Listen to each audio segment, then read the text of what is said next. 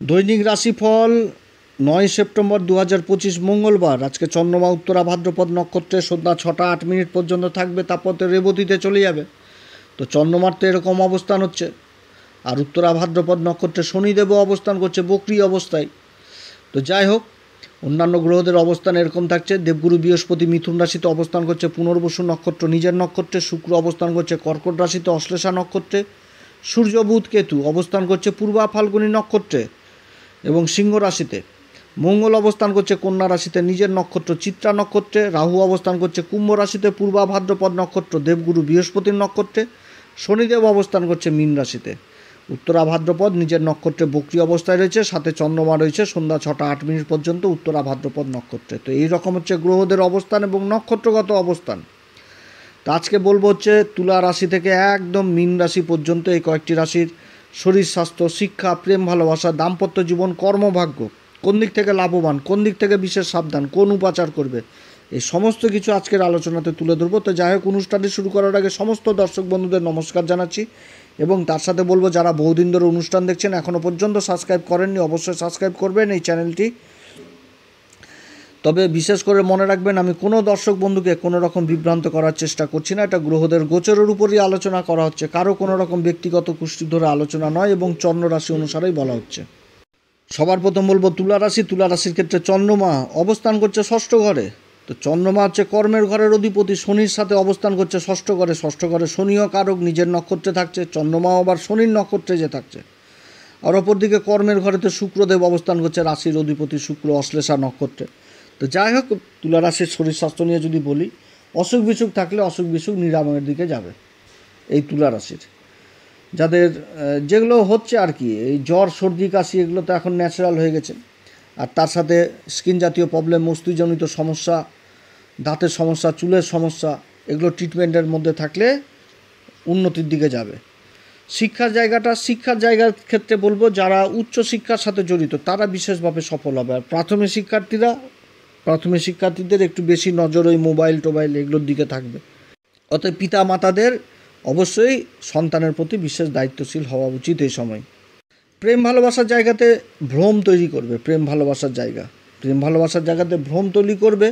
তবে বন্ধুবান্ধবদের মধ্যে প্রেম ভালোবাসার জায়গাটা যথেষ্ট ভালো দেখাচ্ছে।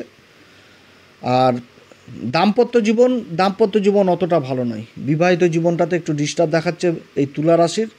নিজের কথাবার্তাকে এগিয়ে রাখতে গেলে অশান্তি গণ্ডগোল হওয়ার সম্ভাবনা থাকছে তুলা রাশির।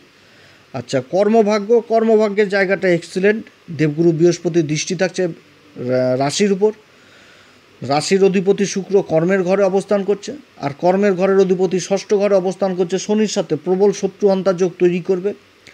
মানসিক দিক থেকে অশান্তি হলেও কর্মক্ষেত্রে যথেষ্ট এগিয়ে যাবে। শত্রুদের জালে পড়বে কিন্তু জাল থেকে বেরিয়ে চলে যাবে। অতএব শত্রুরা কিচ্ছু করতে পারবে না তুলা রাশির আজকের দিনে অন্তত। শত্রু অন্তর্যোগ তৈরি হবে প্রবল। যারা ব্যবসা বাণিজ্যের সাথে যুক্ত রয়েছেন আমদানি যথেষ্ট ভালো থাকবে।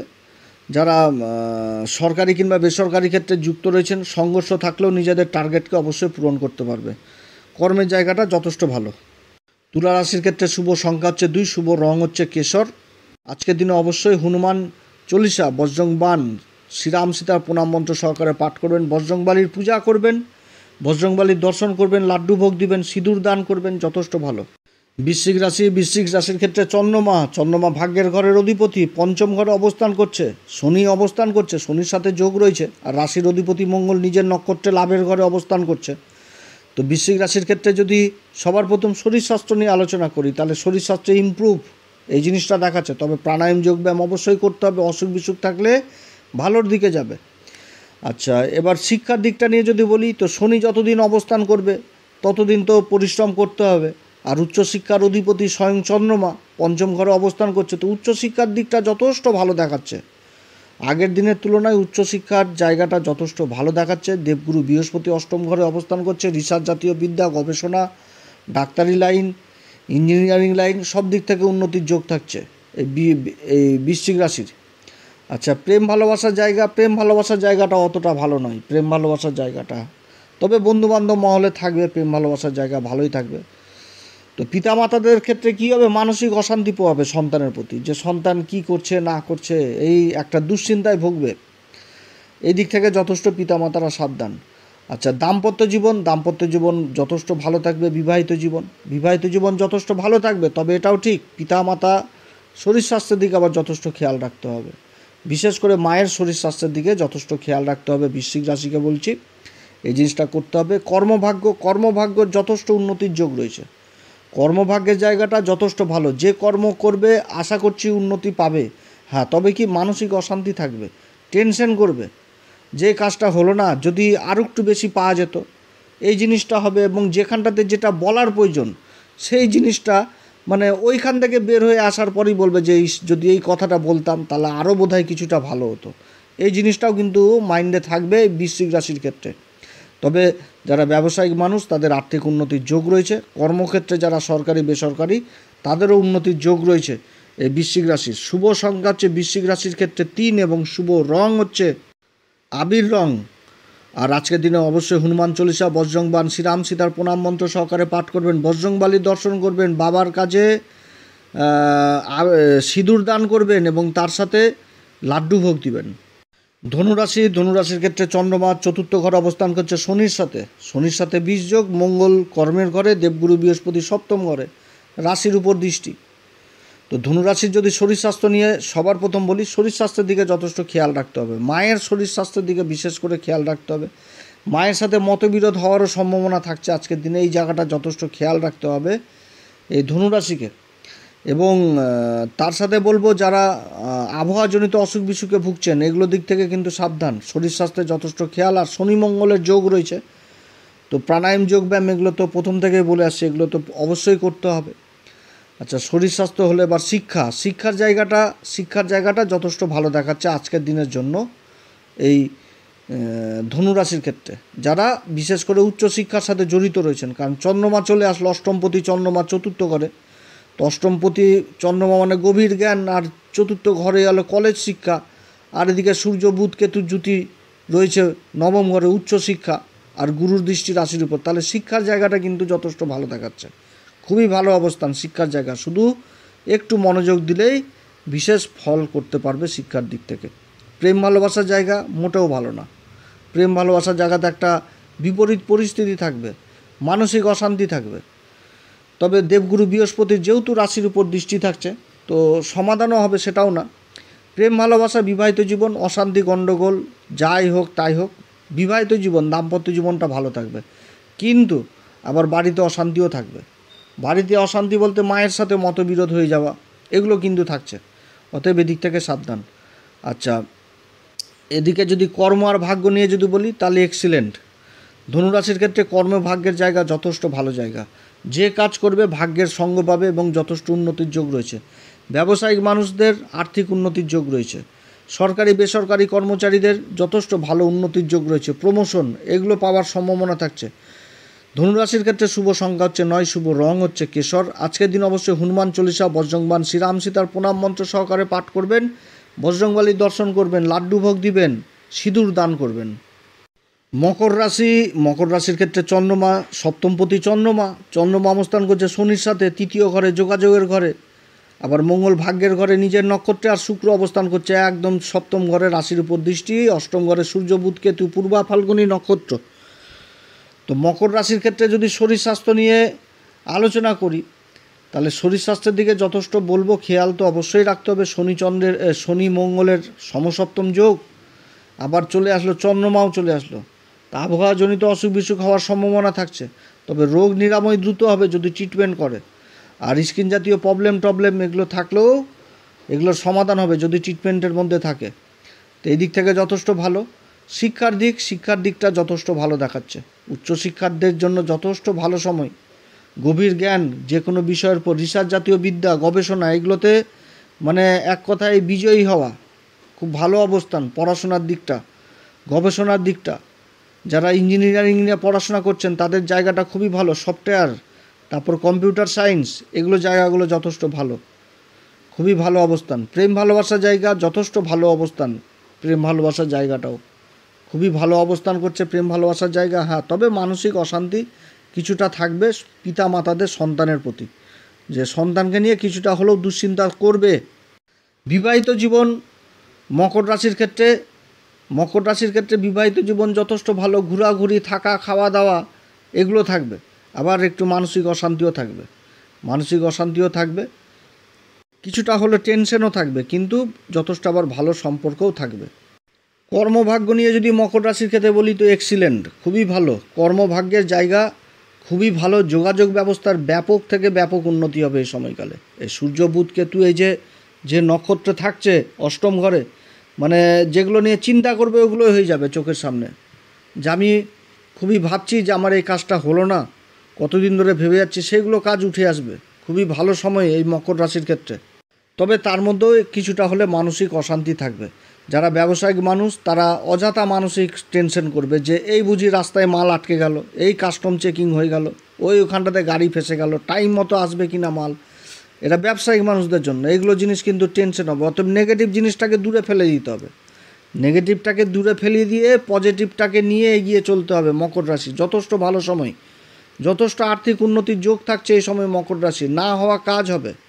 মকর রাশির ক্ষেত্রে শুভ সংখ্যা হচ্ছে 3, শুভ রং হচ্ছে আবির, এবং আজকের দিনে অবশ্যই হনুমান চল্লিশা, বজরংবাণ, শ্রীরাম সীতার প্রণাম মন্ত্র সহকারে পাঠ করবেন, বজরংবলীর দর্শন করবেন, বাবার কাছে সিঁদুর উৎসর্গ করবেন, তার সাথে লাড্ডু ভোগ দিবেন। কুম্ভ রাশির ক্ষেত্রে চন্দ্র শনির যোগ রয়েছে, দ্বিতীয় ঘরে যোগ রয়েছে, ধনসম্পত্তির ঘর, বাণীর ঘরে চন্দ্র শনির যোগ রয়েছে। চন্দ্রমা হচ্ছে ষষ্ঠ ঘরের অধিপতি, তো ষষ্ঠ ঘরের অধিপতি রাশির অধিপতির সাথে দ্বিতীয় ঘরে অবস্থান করছে। তো যাই হোক, কুম্ভ রাশির ক্ষেত্রে যদি শরীর স্বাস্থ্য নিয়ে আলোচনা করি তো নিজের খাওয়া দাওয়ার দিকে যথেষ্ট খেয়াল রাখতে হবে।